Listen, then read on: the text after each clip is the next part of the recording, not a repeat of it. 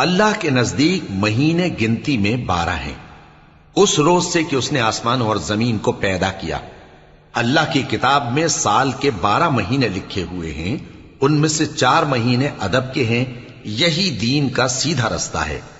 تو ان مہینوں میں قتال ناحق سے اپنے آپ پر ظلم نہ کرنا، اور تم سب کے سب مشرکوں سے لڑو جیسے وہ سب کے سب تم سے لڑتے ہیں، اور جان رکھو کہ اللہ پرہیزگاروں کے ساتھ ہے۔ ادب کے کسی مہینے کو ہٹا کر آگے پیچھے کر دینا کفر میں بڑھ جانا ہے، اس سے کافر گمراہی میں پڑے رہتے ہیں۔